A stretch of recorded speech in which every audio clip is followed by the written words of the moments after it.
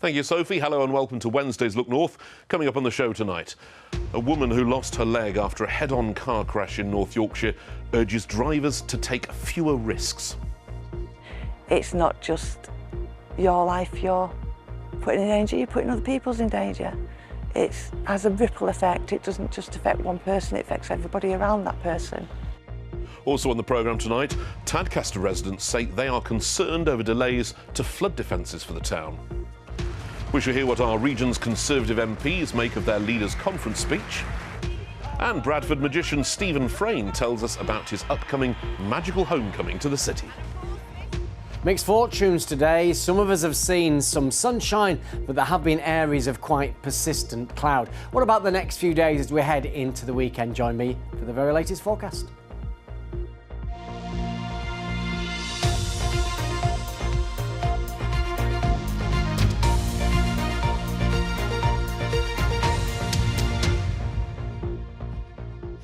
Hello, thanks for your company.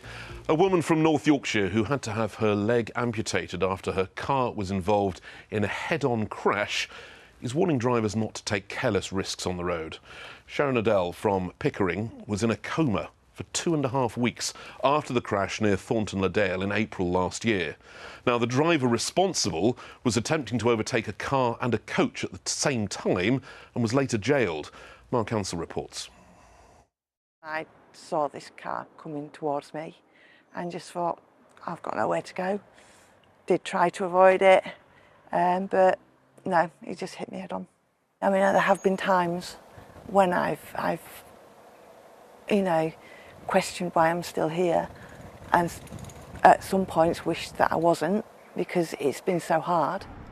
Sharon Adele spent 10 weeks in hospital after her car was ploughed into head-on by an overtaking driver. When she woke from her coma, Sharon was told that her right leg had been amputated. The driver responsible for the crash in April last year was Miłosz Molkowski. He was on the A170 near Thornton-le-Dale heading towards Pickering when he attempted to overtake a coach and a car. He crossed into the opposite lane and ploughed head-on into Sharon's car. Molkowski was jailed for 18 months for causing serious injury by dangerous driving. What message do you have for drivers, Sharon? Just think, stop. If you're going to do that manoeuvre, is it safe for you to do that manoeuvre? Because if it's not and you cause an accident, it's not just your life you're putting in danger, you're putting other people's in danger. It has a ripple effect. It doesn't just affect one person, it affects everybody around that person. You've got to carry that for the rest of your life. Sharon had an active lifestyle before the crash. Learning to walk again has been the hardest challenge of her life.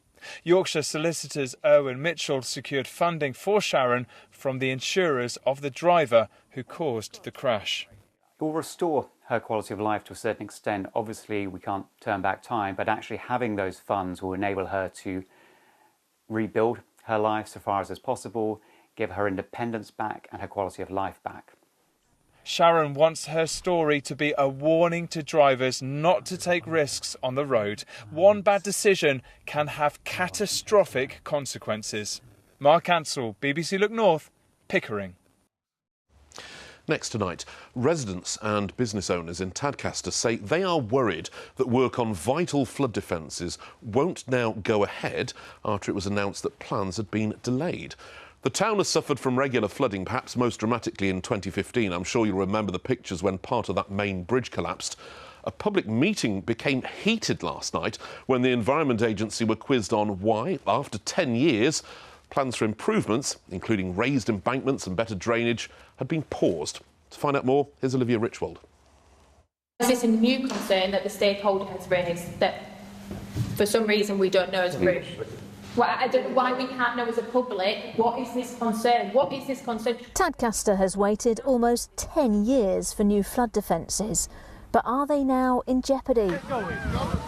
Get going. This was the moment in 2015 when part of the town's bridge collapsed, an event which split the town in two for more than a year.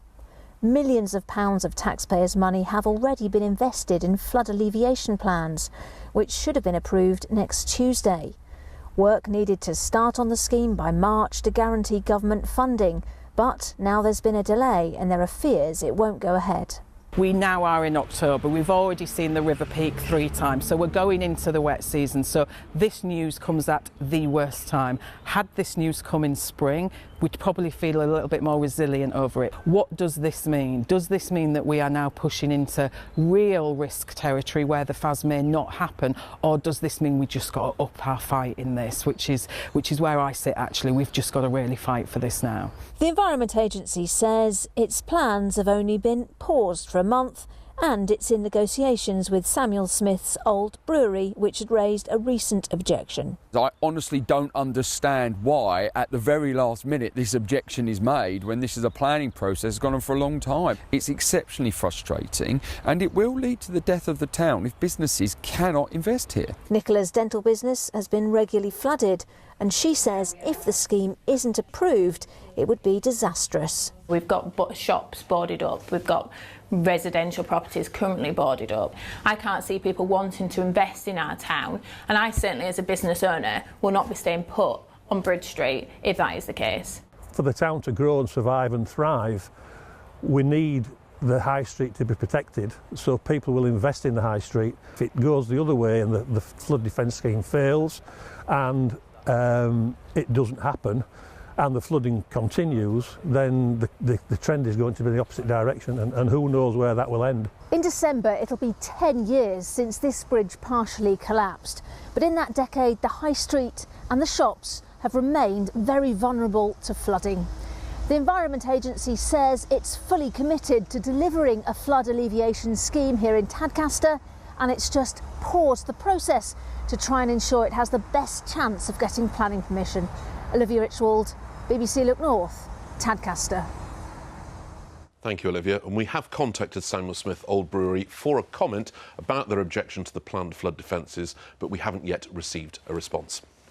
Now, let's take a look at some of the other news coming into the newsroom here. An inquest has heard how a man accused of murdering a mother and her 3 children in a Bradford house fire has died of a heart attack in prison minutes after a visit with his family. This is the young family who Mohammed Shabir from Keighley was accused of murdering in August last year. Now, he was due to stand trial alongside 2 co-defendants in November.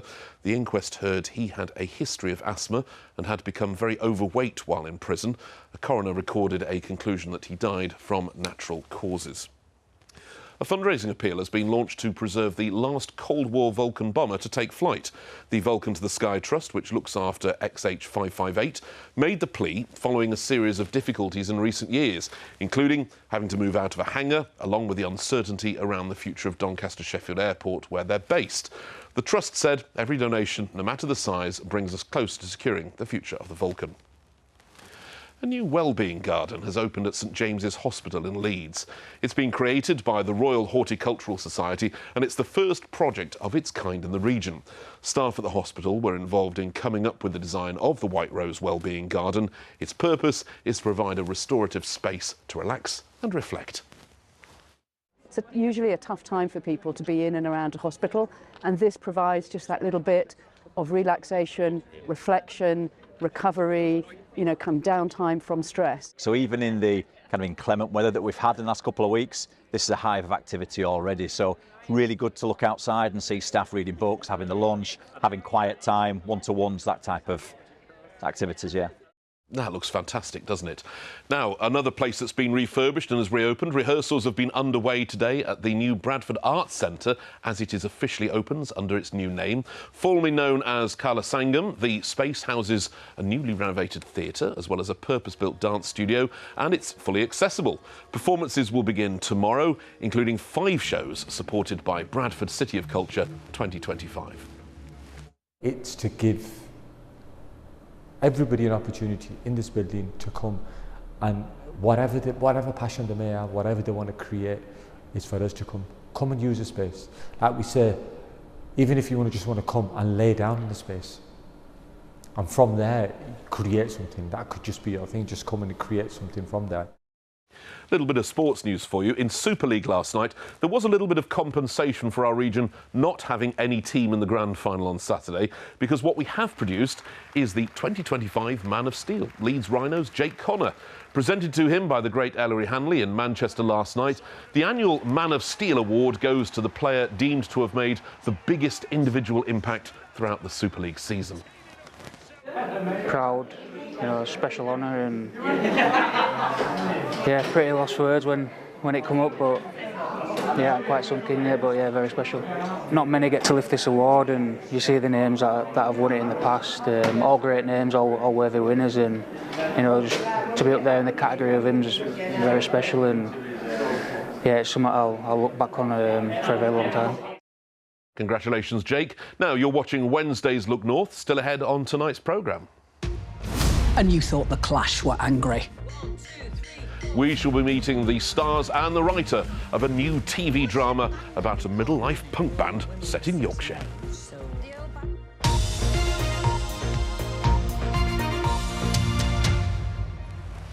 Yes, we've got quite a bit of showbiz news still to come, but first, the Conservative leader Kemi Badenoch has been outlining her plans to win back voters and MPs in her first conference speech as head of the party.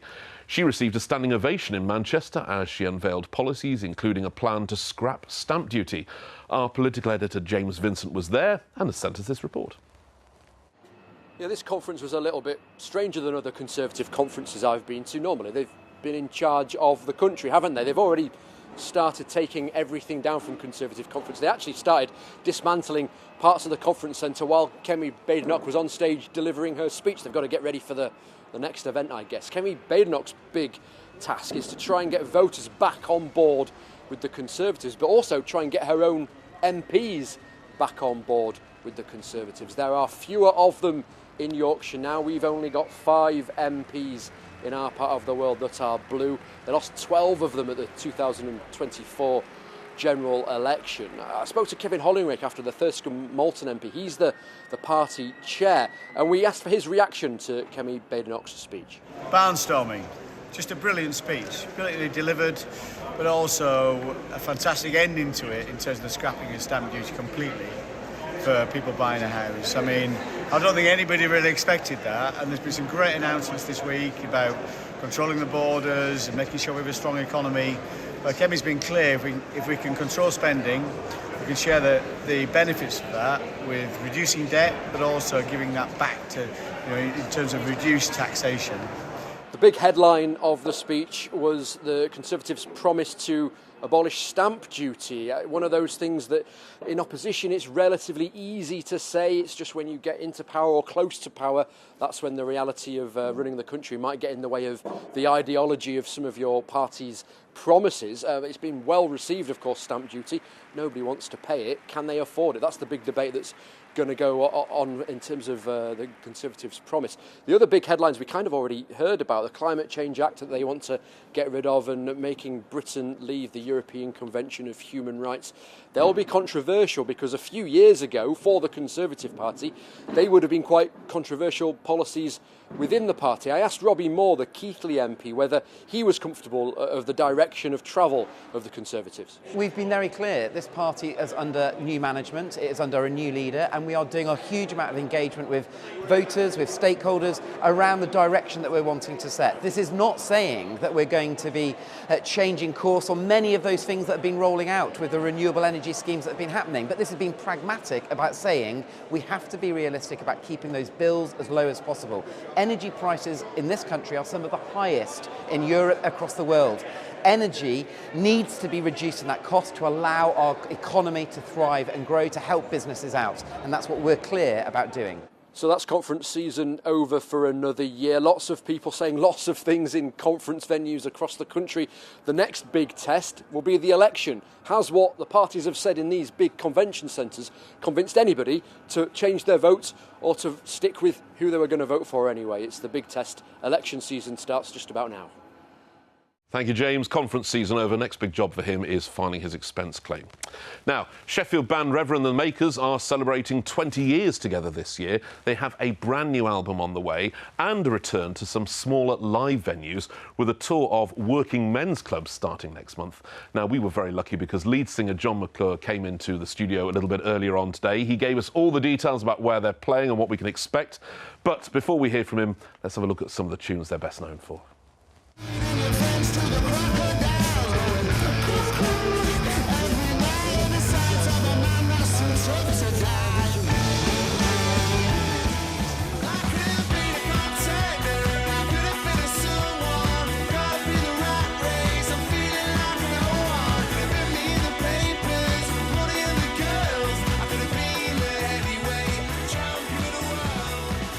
Some of the fantastic hits released by Reverend and the Makers over the years. I'm delighted to say, as I understand your aunties are, because they're big Look North viewers, that John McClure is here on the sofa now. Will you be playing some of those big hits when you're touring again? Absolutely, yeah. We're very much looking forward to doing this run of small dates. The idea is basically to sell a few albums and try and visit some places that we've never been before. Why small venues? Because you're a big band, you're well past working men's clubs. What drew you back there?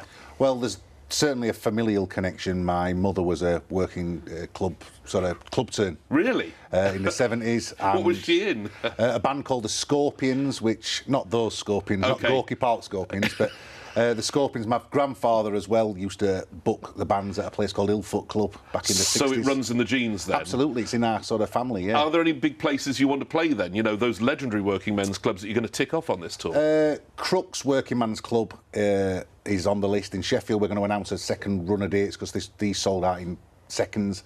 So Crooks is somewhere my mum used to play. I would love ideally to play Batley though. That's the classic Yorkshire one, right? Everyone's played Batley, so you'll know you've made it when you finally get to play Batley Club. Now, this brings us on nicely to a track from your new album, Haircut. You've teamed up with Vicky McClure. We'll talk a bit about that in a minute, but it's got a real northern soul vibe, hasn't it? Let's take a look at it now.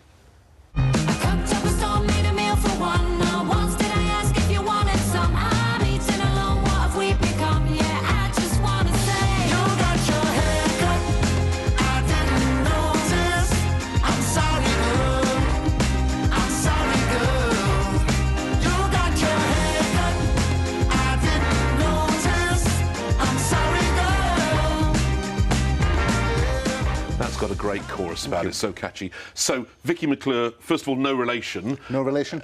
How did you come to know her and collaborate with her? She came to watch one of our gigs in her hometown of Nottingham. We subsequently became business partners in a thing called Day Fever, which has been a runaway success. It's a daytime disco. We're in Project House in Leeds and the City Hall in Sheffield. And then during doing this together, I said, Vicky, you really ought to start singing. You're a superstar. And is she any good? She's great. She's absolutely great, and she's one of a number of features on the album that's out next April, and we're really, excited to have her on the record. 2 decades in, where are you going with the next album? Is a collaboration going to be a more regular thing for you? There's a couple of collabs on the album. One, I can't say too much, but the fella who's on is a megastar. I'm very excited about it.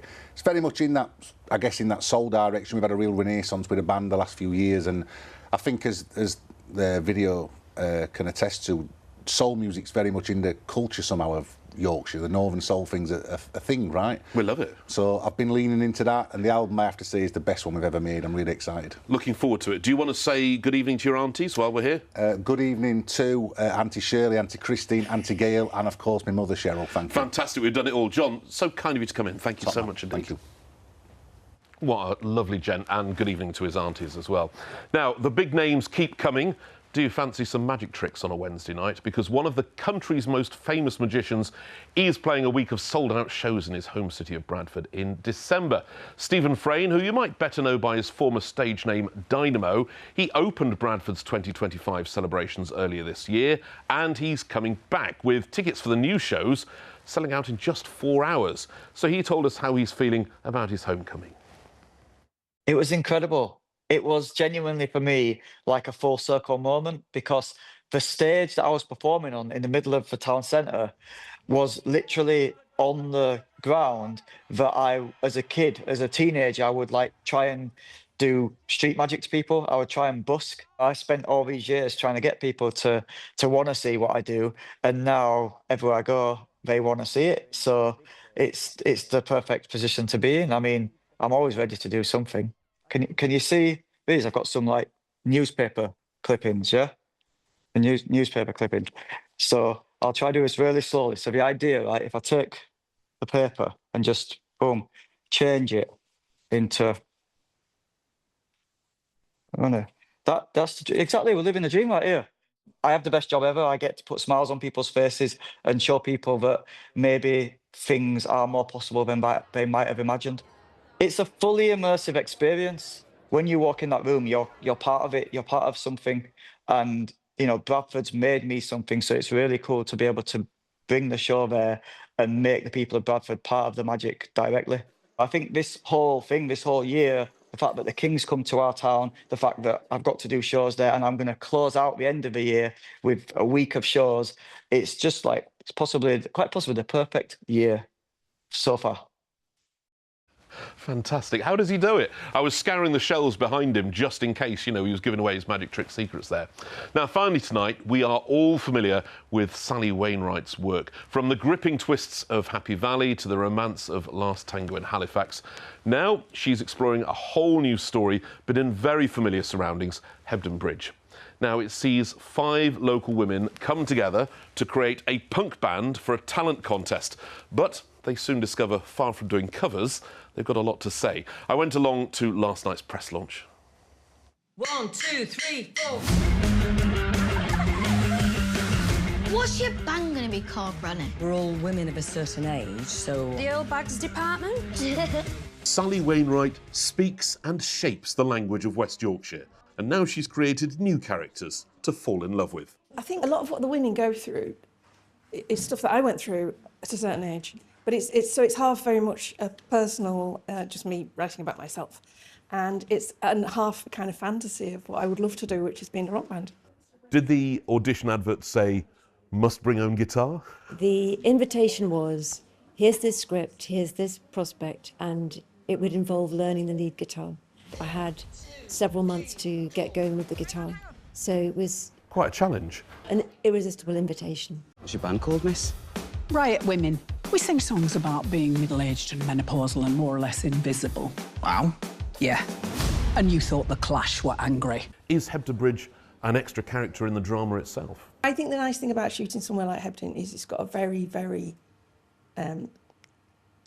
clear atmosphere of its own. And I think that comes across on screen. And I love it when I turn a TV show on and I know where I am. I don't mean geographically, I just mean emotionally. Yeah. It's got an atmosphere all of its own, and I think when you've got somewhere to shoot like Hebden, that contributes so hugely to that feeling.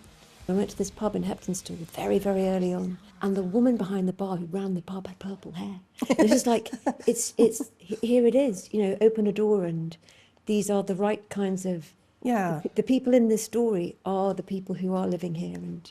Yeah, it's got such a beautiful community, and people are so interested in it. They stop and talk to you, and they're compassionate and interesting, and I wanted to kind of use that in the show. Let's start a riot! It does look great. I had the great pleasure of meeting Sally, one of the greatest screenwriters we've got going at the minute, and we're so lucky she sets her dramas in this part of the world. And all episodes of Riot Women will be available to stream on BBC iPlayer from 6 o'clock on Sunday. That is ahead of the first episode airing on BBC One at 9 o'clock. Set your alarm, get up early. Speaking of people who might form a punk rock band, I could see you on lead guitar, maybe. Well, I did used to play the guitar, but... No, did you? I did indeed. Excellent. Country and western, or...? No, just classical Spanish guitar, but maybe a story for another time. We could have played that guessing game all night. We could indeed. OK, you do the weather, because I'm just thinking now. Right, OK. Well, Whitby, we'll start with Whitby, shall we, with all that blue sky. It has been in short supply, but I've found 2 spots that have had a decent amount. The coast, and then Knaresborough, very, very lucky. If you looked at the satellite picture earlier today, we had cloud just to the west of Knaresborough, but Knaresborough stayed in the sunshine for quite some time, and we'll be chasing cloud around over the next 24 hours, but we should all see at least some sunshine. So the predominant thrust of the forecast is a lot of dry weather through the weekend, lasting the whole of next week by the looks of it, courtesy of this area of high pressure. Now, ordinarily, you would expect quite a a bit of sunshine as we head into the weekend, but at this time of the year, we will also potentially have a problem with some mist and fog. Places like the Vale of York, it could be difficult to shift. So the detail will be quite difficult, but a lot of fine and settled weather is on its way. Now, there's the satellite picture. You can see the gaps came and went. There's quite a bit of cloud up to the northwest. So I think certainly this evening looks fine and dry, and then overnight is a night of variable amounts of cloud. The best of any breaks usually across more eastern areas, and we'll see lowest temperatures coming in at around 8 Celsius. That's 46 degrees Fahrenheit. Tomorrow's high water times then in Scarborough 5:56, Bridlington at 12 minutes past 6. So fine, dry and quiet day tomorrow with variable cloud again and some sunshine. With a west or northwesterly breeze, you would expect the Pennines to break up some of this cloud. So eastern areas again, especially towards the coast, maybe eastern parts of South Yorkshire, not doing too bad with some sunshine. Now, the average for this time of the year is around about 13 or 14, so we remain well above average with the brighter spots up to 17 Celsius.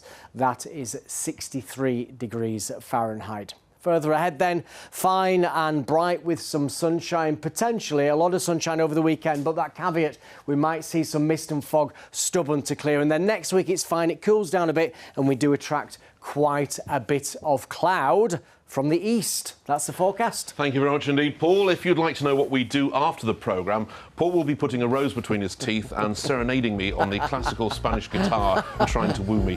If you want to know how that goes, join us at 10:30. I'll see you then. Good night.